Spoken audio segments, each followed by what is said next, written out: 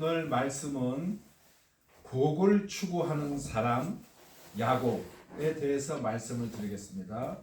아브라함이 100세 그리고 사라가 90세에 아들을 낳았는데 그 아들 이름이 이삭입니다. 그러니까 이삭은 고조 할아버지 정도쯤 되는 나이의 아버지, 고조 할머니 정도 되는 나이의 어머니랑 행복하게 37년을 살았는데 37세가 되었을 때, 사라가 127세가 되었을 때 연세가 많아서 어머니가 돌아가셨어요. 그래서 3년 동안 아버지와 함께 참 드라이한 그런 생활을 하고 있다가 아버지의 기도와 또 그 노력으로 늙은 종을 하란 땅에 보내서 그 참 심히 아름다운 리브가란 젊은 그런 나이의 아내를 맞이하게 되었습니다. 그러니까 리브가는 이삭은 한 40대였는데 리브가는 정확히는 모르겠지만 한 12, 3세 되면 젊은 소녀와 같은 그런 아내, 남자를 한 번도 가까이 하지 않았던 아내, 또 그 어린 아이를 보내면서 안쓰러워서 유모를 달려보냅니다. 그 유모의 이름이 데보라입니다. 성경에 이 드보라라는 이름은 사사 드보라는 이때부터 한 500년 후 정도가 되고, 그거는 사사기에 나오는 사사 이름이고, 그 전에 이 리브가의 유모의 이름이 드보라였습니다. 그러니까 드보라는 리브가보단 나이가 훨씬 많은데 더 오래 살았던 걸로 기억합니다. 그 리브가가 아저씨와 같은 나이가 좀 많은 그 남편 이삭과 살면서 참 사랑을 많이 받고 살았을 걸로 생각이 됩니다. 그런데 20년 가까이 되도록 자식이 없는 거예요. 그래서 이삭이 하나님께 간구했더니 하나님께서 기도를 들으시고 쌍둥이를 주셨어요. 첫째의 이름은 에서고 둘째 이름은 야곱입니다. 리브가는 단 한 번밖에 자식을 놓지 못했어요. 다행스럽게 쌍둥이를 놓았는데 그리고 나서 더 이상을 놓지 못합니다. 그래서 그 이삭의 60세 그리고 리브가가 한 32세쯤 되었다고 생각되는 때에 자식을 이제 놓았어요. 에서와 야곱. 그런데 에서가 한 40세쯤 됐을 때 이제 가나안 사람 둘하고 그렇게 결혼을 하게 됩니다. 그 전에 아직 에서와 야곱이 젊었을 때라고 생각이 들어요. 그때 야곱이 팥죽을 쓰고 있었어요. 그런데 보통 아버지들은 부모가 대개 장자한테 제일 비중을 크게 둘 때가 많이 있어요. 아버지는 특히 장남, 어머니는 또 막내를 좀 이렇게 더 신경을 쓰는 경향이 있습니다. 아버지는 잘난 아들, 잘난 자식을 좋아하고, 어머니는 불쌍한 자식, 참 이렇게 자식이라도 좀 건강에 이상이 있든지 좀 빈약한 이 부족한 자식한테 더 동정을 베푸는 그런 경향이 있어요.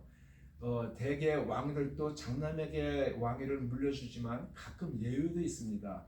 징기스칸 같은 경우에는 삼남에게 왕위를 물려주었고, 또 한국에서 삼성그룹의 이병철 회장도 삼남에게 회장 자리를 물려준 그런 경우도 있습니다.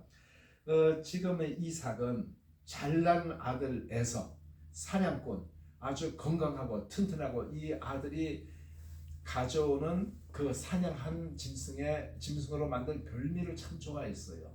그래서 이삭은 아들 에서를 사랑하고, 또 엄마 리브가는 에서에게 항상 얻어맞고 치이는, 그래서 엄마 주위에서 맴도는 야곱을 사랑했습니다.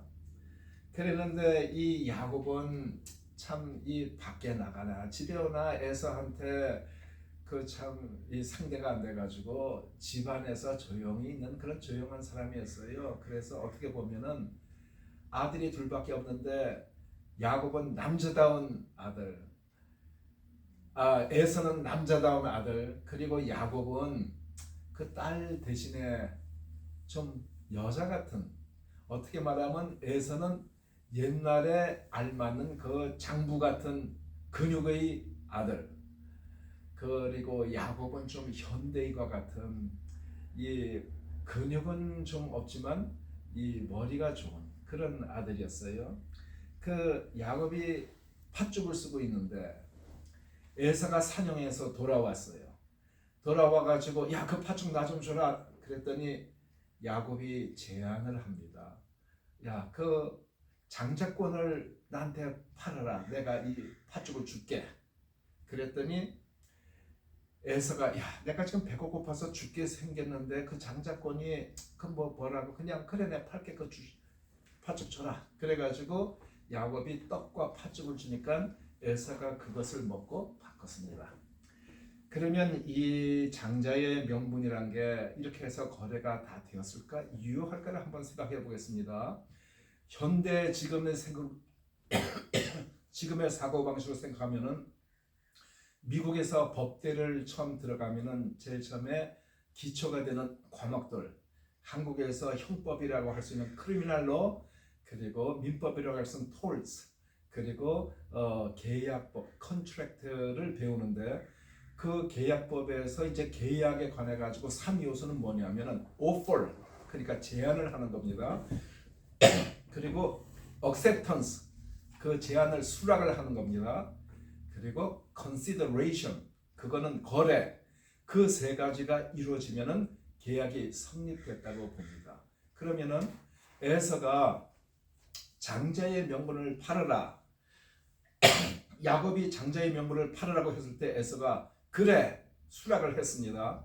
그래서 떡과 팥죽을 먹고 장자의 명분을 팔았습니다. 그러면은 현대의 이 컨트랙트 로로 봤을 때 아무 문제가 없습니다. acceptance, 오퍼를 해서 accept를 하고 그리고 consideration이 있었기 때문에 이 거래가 이루어졌다. 계약이 맺어졌다고 그렇게 봅니다. 그러면은 그 계약이 정말 유효한가 하면은 우선 장자의 명분이라는 것은 눈에 보이는 게 아니에요. 그리고 그것을 하나님께서 인정을 하셨느냐가 제일 큰 문제예요. 그리고 아버지 어머니가 인정을 했느냐. 만약에 아버지 이삭이 그 얘기를 들었으면 야곱한테 야단을 쳤을 것 같아요. 이 녀석아, 그런 게 이 돈 주고 뭐 이거 주고 사고 팔고 하는 거 아니야? 그거 안 된다. 그랬을 것 같아요. 그래서 이 계약은 야곱과 에서와의 둘만의 사이에서 자, 나 그거 팔았어. 그래 팔았지. 그런 정도밖에는 안 되는 것 같아요. 그리고 그 다음에 에서가 40 나이가 되고 한 75세 경쯤 됐을 거라고 생각이 됩니다. 이삭이 눈이 어두웠어요. 이삭은 아버지가 연세가 많고 어머니가 연세가 많아가지고 이삭도 액티브하지 못한 그런 습관을 가지고 있었을 것 같아요. 그래서 아마 무슨 당뇨 때문인지 모르겠지만 눈이 빨리 어두웠습니다. 실제로는 이삭이 자기 아버지 아브라함보다도 더 오래 살았어요. 아브라함은 175세, 이삭은 180세 살았지만 그렇지만 자기 눈이 어두웠기 때문에 일찍 죽을 줄 알고 135세쯤 되었다고 저는 추측하는 그때에 오늘 읽은 말씀대로 이삭이 에서를 부릅니다. 에서를 불러서 내가 죽을 날이 언제 될지 모르니까 너는 사냥해서 별미를 만들어 가지고 오면은 내가 그것을 맛있게 먹고 죽기 전에 내 마음껏 네게 축복을 해주겠다. 그렇게 말을 했어요. 그랬더니 그 옆에 어머니 리브가가 그 얘기를 듣고 야곱을 부릅니다. 아버지가 네 형 에스를 불러서 이렇게 얘기했으니까 너는 가서 염소 떼서 염소 새끼 제일 좋은 걸로 하나 가져와. 내가 별미를 너희 아버지가 좋아하는 별미를 만들어 줄 테니까 그것을 아버지께 드려서 네게 축복하게 해라. 엄마가 그렇게 제안을 했어요. 그런데 야곱은 머리가 좋은 사람이에요. 엄마한테 뭐라고 되냐 하면은 아버지가 내 목소리를 듣고 나를 만지시면은 내가 에서가 아니고 야곱이라는 걸 알 텐데 그러면 복은 고사하고 저주를 받을까 두렵습니다. 그렇게 얘기했어요. 그게 맞는 얘기예요. 그랬더니 어머니 리브가가 뭐냐면 내 아들아 저주는 내게로 돌리고 너는 시킨 대로 해라.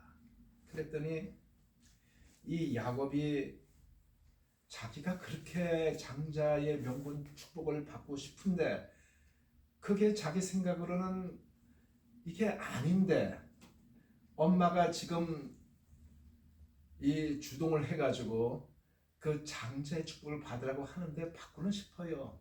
그래서 엄마의 말대로 그렇게 가서 이제 염소 새끼 중에서 제일 좋은 거 갖다 엄마한테 갖다 드립니다. 그랬더니 엄마가 그 별미를 만들고 에서의 옷 중에서 좋은 옷을 갖다가 다 가져다가 자기 아들 야곱에게 입히고 그리고 염소 새끼의 가죽으로 그 손에 다 목에다가 매끈한데 야곱은 목이 매끈하고 손이 매끈하고 털이 별로 없어요. 거기에다가 그 가죽으로 다 싸가지고 털이 북실북실한 에서처럼 이렇게 꾸밉니다. 그래가지고 아버지한테 이제 보냈어요. 야곱도 연기를 잘해야 되겠죠. 우리가 생각하면은 엄마가 한 뱃속에서 난 에서와 야곱 둘 다 자기 뱃속에서 났어요. 쌍둥이. 그런데 이렇게 어떻게 차별을 할 수 있을까 이런 생각도 듭니다. 어떻게 보면 엄마 리브가도 자기가 12살밖에 안 됐을 때 어느 날 갑자기 누가 와가지고 참 하나님께 기도드려서 기도가 이루어져서 이렇게 된다고 해서 그 말을 듣고 그냥 갑작스럽게 시집을 온 거예요. 어린 소녀가. 그래가지고 지금 이런 일이 벌어질 때 엄마의 나이가 한 110살쯤 됐을 거라고 생각이 듭니다. 왜 그러냐 하면은 이 야곱이 하란 땅에 갈 때가 77세예요. 그거는 성경에 직접은 없지만 간접적으로 계산하면 확실하게 77세가 나옵니다. 그럼 이 일이 그거보다 조금 전이라고 하면은 한 75세쯤이라고 생각하면은 야곱을 낳았을 때 엄마 나이가 한 35세가 좀 안 된다고 생각하면 110세가 좀 안 됐을 거라고 생각이 듭니다. 그러니까 한 8세 정도 그 정도 생각이 드는데 그때 엄마는 사실 굉장히 나이가 많았을 때예요. 그런데 엄마가 속인 저주는 내게로 돌리라 그런 말을 했는데 정말 그래서 그런지 야곱이 하란 땅에 간 이후로 엄마를 다시 만났다는 기록이 전혀 없습니다. 우리가 추측한데 야곱이 하란에 가서 20년 있다 돌아오면서도 시간이 좀 많이 걸렸지만 엄마가 벌써 죽지 않았을까? 왜 그러냐면 사라가 127세에 죽었어요. 그 엄마 리브가가 약을 보낼 때가 한 110세 경이었어요. 그로부터 돌아올 때 20년이 지나면 130세 정도가 됩니다. 엄마가 살아있다면 야곱이 바로 왔겠지만 아마 그렇지 않아서 한참 돌면서 더 늦게 왔을지 모르겠어요. 도중에 돌아올 때 리브가가 죽어갔을 때 야곱이 리브가를 장사했습니다. 그냥 제가 추측하기에는 엄마가 죽을 때에 자기 유모한테 부탁해서 꼭 야곱한테 가라고. 또 드보라 입장에서는 자기가 제가 옛날에 어떤 장로님을 봤어요. 그 장로님이 그 사모님과 장모님과 자녀들과 같이 살았는데 그 사모님이 암으로 돌아가시게 됐어요. 그랬는데 그 장모님이 자기 딸이 없는 사위와 사는 게 불편했는지 그 손주에게로 가서 사는 것을 본 기억이 있습니다. 아마 여기에서도 드보라가 리브가가 없는 집에 이삭하고 같이 지내기가 어색해서 그랬는지 모르겠지만 야곱에게 가서 돌아가실 때 야곱이 장사를 했다는 기록이 있습니다. 그때 이제 그렇게 아버지한테 갔는데 아버지가 아니 너 누구냐? 어떻게 이렇게 속히 잡았느냐 이랬더니 야곱이 하나님께서 은혜를 베푸셔서 짐승을 바로 잡게 돼가지고 이렇게 빨리 왔습니다. 이렇게 말하는 거예요. 그러니까 이삭이 이상하다, 너희 가까이 와봐. 그래가지고 목이랑 손이랑 만지면서 뭐라고 했냐 하면은 음성은 야곱의 음성이나 손은 에서의 손이로다. 그러면서 이제 축복을 하는 거예요. 뭔가 좀 이상한 것 같지만 만져보니까 털이 푸실푸실하고 에서란 말이에요. 그래서 뭐라고 축복을 하냐면은 내게 풍성한 곡식과 포도주, 그러니까 부를 축복을 하는 거예요. 세상에서 참 부. 그리고 만민이 너를 섬기고 열국이 내게 굴복하리니. 그러면서 그 뭐라고 또 이어서 얘기를 하냐면 내 형제들의 주가 되고, 지금 바로 형제는 누구예요? 에서인데 에서의 주가, 그러니까 얘가 에서인 줄 알고 야곱이 에서의 주가 되리라고 축복을 하지만 실제는 그게 야곱이 들었단 말이에요. 그러니까 거꾸로 그때 축복을 받지 못한 에서가 야곱을 주로 섬기게 된다는 사실상의 미닝이 그렇게 되는 거예요. 내 어미의 아들들이 네게 굴복하며, 그러니까 에서에게 야곱이 내게 굴복하라고 기도를 했지만 야곱이 변장을 하고 기도를 받으니까 결국은 에서가 야곱을 섬기는 그런 것이 되는 거예요. 그리고 하나님께서 아브라함에게 이삭에게 그렇게 복을 내실 때 쓰셨던 그런 말, 내게 저주하는 자는 저주를 받고 내게 축복하는 자는 복을 받기를 원하노라, 이렇게 기도를 했어요. 기도가 끝나자마자 야곱이 아이고 살았다면서 싹 나가는데 그 후에 이제 에서가 들은 거예요. 아버지, 내가 사냥해서 고기를 짐승을 잡아서 별미를 만들어서 가져왔습니다 했더니 이삭이 크게 떨며 벌벌 떠는 거예요. 아이고 큰일 났다, 나 이제 실수했네. 그랬는데 이제 에서가 가져왔다고 하니까, 야, 조금 전에 사냥한 고기를 별미를 만들어서 가져온 자가 누구냐? 너 오기 전에 내가 벌써 먹고 그를 위하여서 축복하였은즉 그가 정력은 복을 받을 것이니라. 에서가 이제 큰일 난 거예요. 옛날에 팥죽 팔아먹고 했을 때 그때 성경에서 에서의 태도를 보고 장자의 명분을 경홀히 여겼더라, 이런 말씀이 나와요. 그 영어에는 킹제임스나 NIV를 보면은 despised birthright, 그러니까 경시했다, 그런 말이 나와요. 또 리빙 바이블에서는 indifferent라는 말을 써요. 그러니까 참 무관심하고 그 경시했다. 그건 무슨 뜻이냐 하면은 하나님께서 야곱에게 축복하시고 이삭에게 축복하시고 하는 그 축복의 권한에 대해서 별로 관심이 없었다는 거예요. 그러니까 하나님께서 이 세상을 만드시고 하나님께서 주관하시고 했다는데 에서는 자기에게 주어진 그 권리에 대해서도 별 권한이 없었는데 야곱은 자기가 갖지 못한 것 같아서 자기가 사모하고 하나님께 복받기를 원했던 거예요. 이제 그렇게 되니까 에서가 이제 와가지고 방성대고를 하는 거예요. 그 밖에 나가면 대장, 야곱을 죽이려고 나중에 갈 때 400명씩이나 데리러 간 그런 지도자쯤 되는 사람이 거기서 통곡을 하는 거예요. It's too late. 너무 늦은 거예요. 아버지가 그랬다고 하니까 아버지한테 막 사정을 합니다. 남은 복이라도 주세요 해서 아버지가 남은 복을 할 수 없이 그냥 그 찌끄러기의 복을 주면서 너는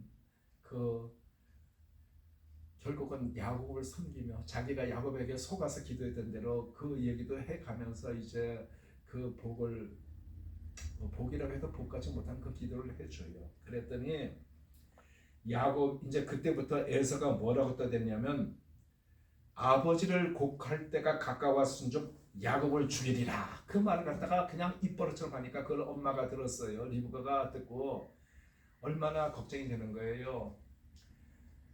야곱한테 내가 어떻게 한날에 아들 둘이를 다 잊으랴, 그건 무슨 뜻이냐 하면은 에서가 야곱을 죽이면 야곱은 실제로 죽는 거예요. 그리고 에서는 살인자가 되니까 또 죽든지 어떻게 처벌을 받든지 하게 되겠지요. 그러니까 한날에 두 아들을 어떻게 다 잃겠느냐, 너는 내 오라버니 그러니까 내 오라버니, 내 오빠 라반에게 가서 내 형의 노가 풀리기까지 몇 날 동안 자기는 며칠로 생각한 거예요.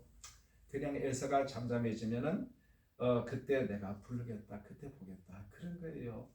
그리고 야곱 자기 남편 이삭에게는 뭐라고 얘기하냐면은 우리 장남 에서가 가나안 여인을 취해가지고 이렇게 아내를 삼는 게 내가 너무 걱정이 되는데 우리 야곱은 우리 내 오라비 집에 보내서 거기서 아내를 얻었으면 좋겠다고 그렇게 얘기를 하니까 이삭이 야곱을 불러요.